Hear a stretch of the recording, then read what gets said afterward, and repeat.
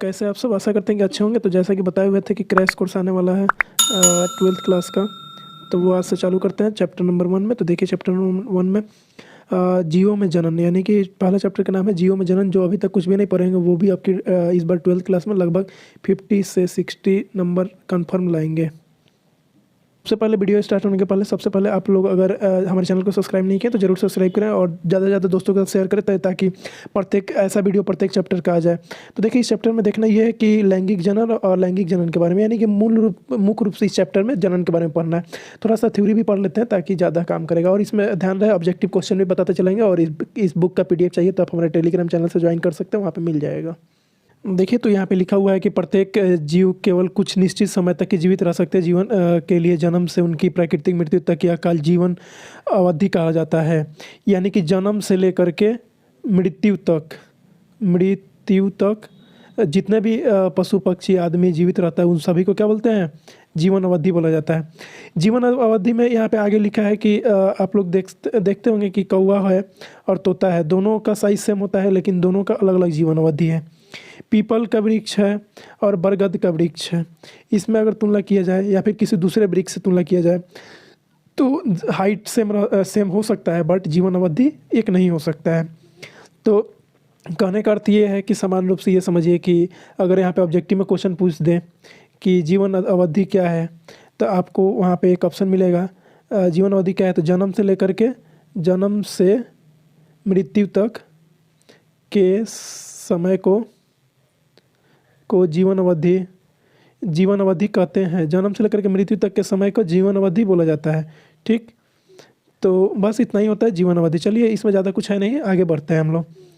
तो यहाँ पे देखिए कुछ यहाँ पे जीवन अवधि पूछा गया है कुछ जानवरों के बारे में, तो हम लोग धीरे धीरे करते चलेंगे और इस पर एक स्पेशल शॉर्ट वीडियो ला देंगे, आप लोग देख सकते हैं आकर के हमारे चैनल पे। देखिए सामान्यतः जो हाथी होते हैं वो समान रूप से लगभग 60 से 70 साल तक वो अपना जीवन जीते हैं, जो सामान्य हाथी होता है। अब बात करें गुलाब का, तो गुलाब 40 से 50 साल तक एक पौधा लगाते हैं तो रहता है 40 से 50 साल तक। और कुत्ता का बात करें तो कुत्ता जो सामान्य कुत्ता होता है 15 साल। तितली का तो दिया ही हुआ है 1 से 2 हफ्ते। कौवा का दिया है 15 वर्ष।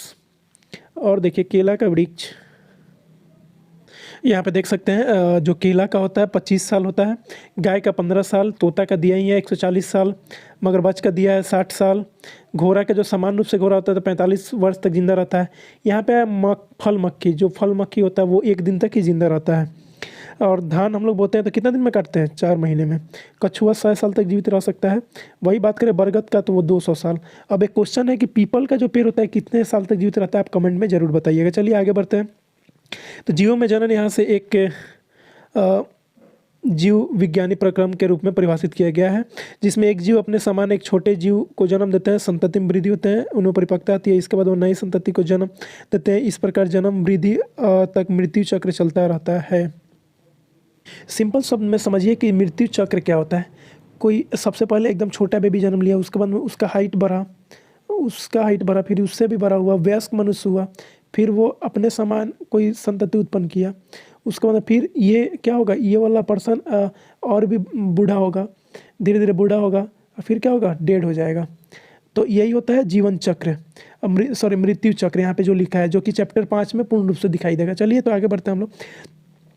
तो जीव विज्ञानी संसार में व्यापक विविधता पाई जाती है, यानी कि जीव विज्ञानी संसार में यानी कि जीवों में व्यापक विविधता पाई जाती है तथा प्रत्येक जीव अपने को बहुगुणी करने तथा संतति उत्पन्न करने के लिए अपनी विधि विकसित करते हैं। यानी बात सही है, जितने भी सारे जीव है पृथ्वी पे वो लोग अपने संतति अपने समान संतान को उत्पन्न करने के लिए खुद ही जिम्मेवार होते हैं। जीव किस प्रकार से जनन करता है, उसके वास स्थान, उसके आंतरिक शरीर, क्रिया विज्ञान एवं अन्य कई कारक समूह के रूप में उत्तरदायी है। जनन प्रक्रिया 2 रूपों में होती है, जो एक अथवा 2 जीव के बीच भागीदारी पर आधारित होती है। पहला जो होता है वो 2 जीवों के बीच भागीदारी पर आधारित होता है, और जब संतान की उत्पत्ति एकल जनन द्वारा युग्मक होता है तो भागीदारी के साथ अथवा उसकी अनुपस्थिति होता है तो उसे अलैंगिक बोलते हैं। यानी कि एक शब्द में बोला जाए जिसमें केवल एक पेरेंट भाग लें उसे अलैंगिक जनन, जिसमें 2 विपरीत जनक भाग लें उसमें लैंगिक जनन बोलेंगे। समझ गए? तो यहाँ पे आप सीधा बात करेंगे, पहले अलैंगिक जनन दिया है तो अलैंगिक जनन के बारे में, उसके बाद में लैंगिक जनन के बारे में। तो यहाँ पे लैंगिक जनन एक बार फिर से मतलब कि लैंगिक जनन देखिए। लैंगिक जनन में भी भिन्न भिन्न प्रकार की विधियाँ होती है। तो लैंगिक जनन में इस विधि में एकल जीव यानी कि एकल जो जनक होते हैं, जनन होते हैं, उत्पन्न संतति उत्पन्न करने की क्षमता रखते हैं। इनके परिणाम स्वरूप जो संतति उत्पन्न होता है वह केवल एक दूसरे के समरूप नहीं बल्कि उनके जनक के एकदम समान होते हैं, या इनको क्लोन बोला जाता है। यानी कि आकारकीय तथा अनुवांशिक रूप से एक समान जीवों के लिए क्लोन शब्द की रचना की गई है। यानी कि एकदम ये जो जैसे यहाँ पे देखिए फिगर में, थोड़ा फिगर को बड़ा करते हैं, ये देखिए इनके एक जनक करने वाले ये पेरेंट हो गए। पेरेंट के बाद में ये धीरे धीरे यहाँ पे क्या हुआ, जो केंद्रक हुआ, यहाँ पे पहला नंबर फिगर में देख सकते हैं केंद्रक छोटा है, यहाँ पे मेच्योर हुआ, मेच्योर हुआ, उसके बाद दो भागों में यहाँ पे बटा। ये दूसरा फिगर, ये तीसरा फिगर, यहाँ पे देख रहे हैं मेच्योर हो रहा है, यहाँ पे दो भागों में बट गया। चौथे फिगर में आते आते क्या हुआ, ये दो भाग में पूर्ण रूप से बट चुका है, और इसके जो शरीर है ये भी बटना चालू कर दिया। यहाँ पे देख सकते हैं ये जो शरीर है यहाँ पे और जैसे ही पांचवें भाग में आया तो ये पूरा संतति, दो गो संतान बन गया।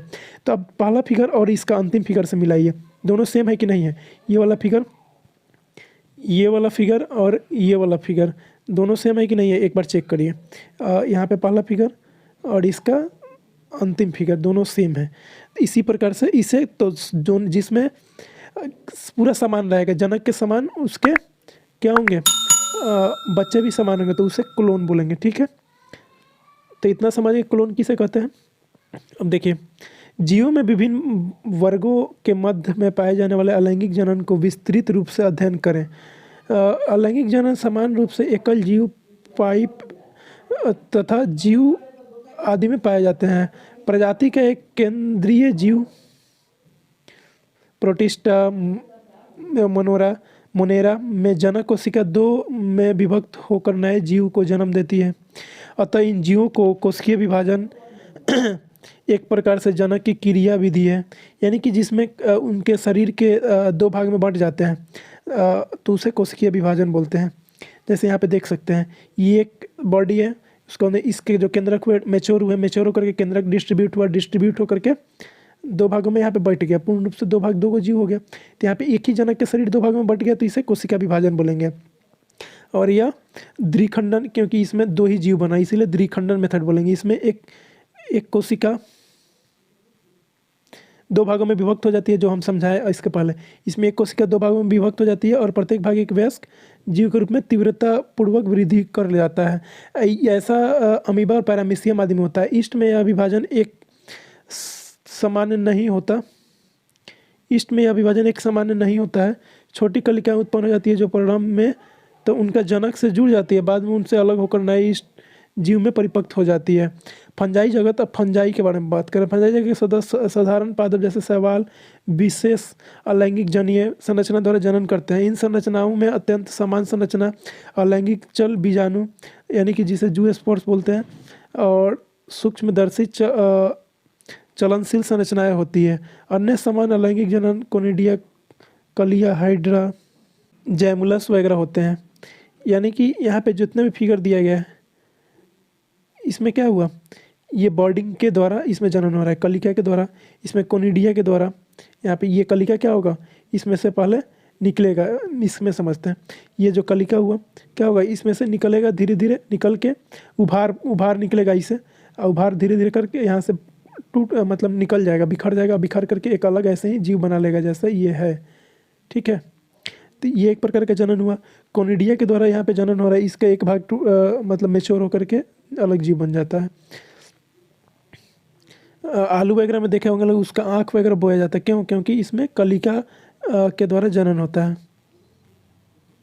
कलिका के द्वारा जनन होता है, उसे कायिक जनन बोलते हैं। इसके बारे में आप लोग 11th में पढ़े होंगे लोग, यहाँ पे दिया गया है। अपने पादप में कायिक जनन के बारे में अवश्य पढ़ा होगा। आपका विचार है कि कायिक जनन भी एक प्रकार की अलैंगिक जनन है। आप ऐसा क्यों सोचते हैं? क्या क्लोन शब्द कायिक जनन से उत्पन्न संतति के लिए संयोज्य है, जबकि जंतुओं तथा अन्य साधारण जीवों में अलैंगिक शब्द का प्रयोग स्पष्ट रूप से तथा पादपों में इस शब्द का प्रयोग नियंत्रण किया जाता है।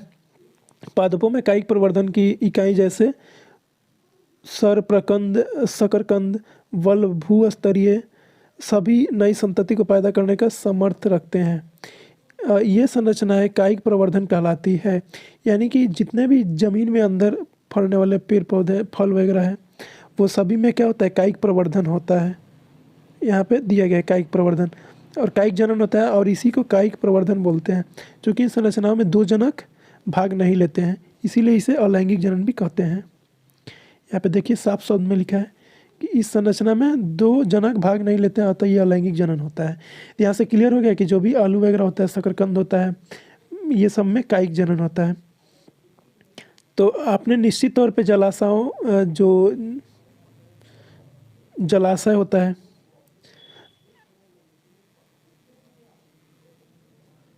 आपने निश्चित तौर पे जलाशयों पे महाविपत्ति यानी वाटर हायसिंथ अथवा बंगाल का आतंक के बारे में सुना होगा। ये इसके अवसर सुना गया कुछ भी नहीं बल्कि जलीय पादप वाटर हायसिंथ है, जो ठहरे जल में सर्वाधिक वृद्धि करने वाला खरपतवार है। यह जल में ऑक्सीजन खींच लेता है। देखिए क्या होता है, हम समझाते हैं। जैसे ये तालाब हुआ, इसके ऊपर कुछ जैसे शैवाल आ जाएगा। शैवाल क्या करेगा, शैवाल को जीने के लिए ऑक्सीजन चाहिए, तो वो पूरा ऑक्सीजन खींच लेगा। बंगाल में ऐसा ही हुआ था कुछ दिन पहले, तो ऑक्सीजन खींच लेगा और इसके अंदर जो भी मछली वगैरह मौजूद रहेगी उसके लिए हानि हो जाएगा, यानी मछलियाँ मर जाएगी। तो क्या होता है, इससे मछली को बहुत दिक्कत होता है। तो इसीलिए ये इसे उस टाइम बंगाल का आतंक बोला गया था, जब ये बंगाल पे अटैक किया था। तो सबसे अल्प समय में संपूर्ण जलाशय पर फैल जाता है। अपने आप में जलाशय को ढक भी लेता है और इसमें छुटकारा पाना बहुत ही कठिन होता है। यानी कि तालाब वगैरह के ऊपर जो ठहरे पानी वाले स्थान होते हैं, वहाँ पे ये बहुत तेज़ी में फैल जाता है और इससे छुटकारा पाना बहुत ही मुश्किल काम है। तो क्या आप इस तथ्य से परिचित हैं, आलू, गन्ना, केला, अदरक अदरक, हाइडेलिया जैसे पादपों की खेती किस प्रकार की जाती है? क्या आपने कभी आलू के कंद की स्थित कलिका यानी कि जिसे आँख बोलते हैं देखा है? तो इस केले तथा अदरक के प्रकंद से नन्हा सा पादप निकलते हुए देखा है? देखा तो जरूर ही होंगे।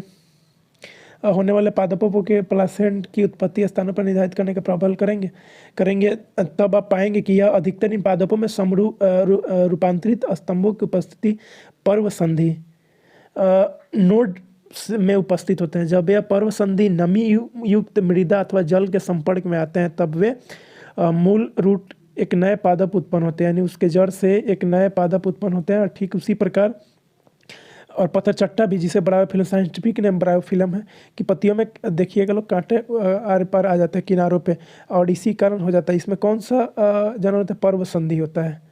चलिए इतना ही ध्यान देना है। अब यहाँ पे क्वेश्चन कैसे बनेगा ये समझिए। हम बोले थे कि ऑब्जेक्टिव टाइप क्वेश्चन भी बताएंगे। अब बोलेगा क्वेश्चन की पर्व संधि निम्नलिखित में से किस में होता है, आपको नाम दे देगा, पत्थर चट्टा दे देगा, तो आप उसको चूज करना पड़ेगा पत्थर चट्टा को, या फिर आलू दे देगा। नोड किस में पाया जाता है, तो आलू दे देगा। तो क्या वहाँ पे चूज नहीं कर लीजिएगा लो? जब इतना समझ गया तो चूज तो कर ही लीजिएगा लो। चलिए आगे बढ़ते हैं। ध्यान देने योग्य एक रोचक बात यह है कि अपेक्षाकृत साधारण जीवों में अलैंगिक जनन ही जनन की सामान्य विधि है।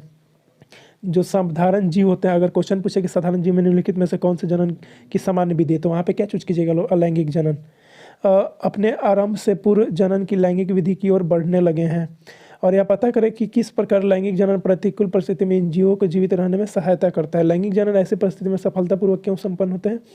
और उच्च श्रेणी के पादपों में दोनों विधियां, लैंगिक अलैंगिक कायिक तथा लैंगिक द्वारा जनन देखा गया है। यानी कि जो ज़्यादा उच्च श्रेणी के पादप होते हैं, पेड़ पौधे होते हैं, उनमें दोनों जनन होता है, एक अलैंगिक भी और दूसरा लैंगिक भी। दूसरी और अधिकांश जंतुओं में जनन के केवल लैंगिक विधि होती है।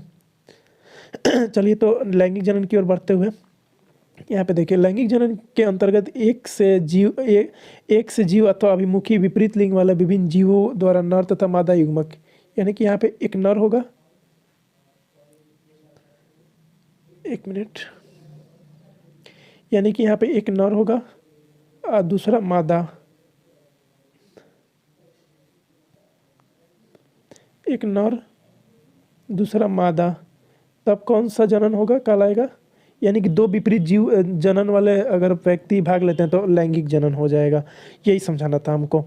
और निर्माण शामिल है। यह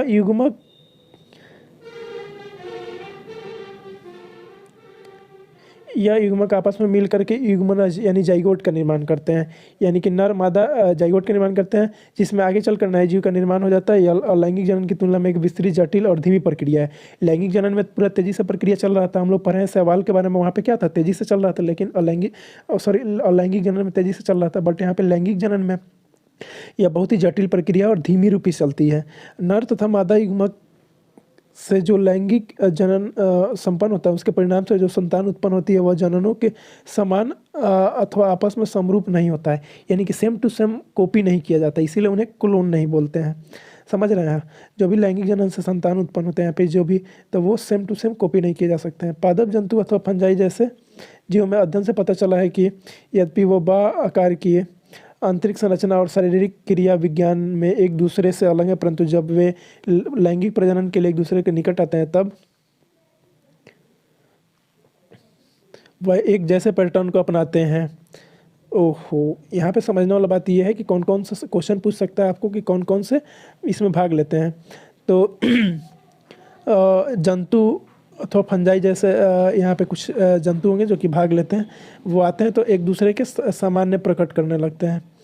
तो यहाँ पे आइए सबसे पहले उन सामान्य विशिष्टताओं पर चर्चा करें जो इन विधि जीवों में सामान्य है। सभी जीव अपने जीवन में वृद्धि के लिए एक निश्चित अवस्था एवं परिपक्व तक पहुँचते हैं, इसके पश्चात ही लैंगिक जनन कर सकते हैं, यानी कि वो जब चाहे तब लैंगिक जनन नहीं कर सकते हैं। लेकिन ऐसा नहीं था कहाँ पे, अलैंगिक जनन में। वृद्धि का यह काल किशोरावस्था या प्रौढ़ावस्था कहलाता है, यानी किशोरावस्था या प्रौढ़ावस्था कहलाता है। इस अवस्था में पहुँच करके ही कोई भी जीव क्या कर सकता है, लैंगिक जनन में भाग ले सकता है। पादपों में यह कायिक प्रवस्था कहलाती है, यानी कि पेड़ पौधे में इस अवस्था को कायिक प्रवस्था बोलते हैं। अगर पेड़ पौधे जो कि लैंगिक जनन में भाग लेते हैं उसे कायिक प्रवस्था कहते हैं। यह प्रक्रिया विभिन्न जीवों में अलग अलग होती है।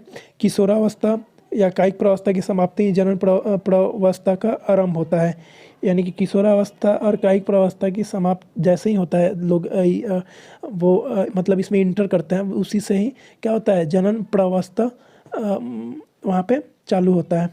प्रवस्था में उच्च पादप में आसानी से तब देखा जा सकता है जब वे पुष्प आने लगते हैं, यानी पेड़ पौधे को कैसे पहचानेंगे, जब उसमें पुष्प आने लगता है। जैसे गेंदा का फूल, धान, गेहूं, नारियल, आम आदि पेड़ पर पुष्प लगने कितना समय लगता है। कुछ पादपों में पुष्पीकरण एक से अधिक बार होता है, तब यह अंतर पुष्प का अवधि को क्या कहेंगे, किशोरावस्था अथवा वयस्कता।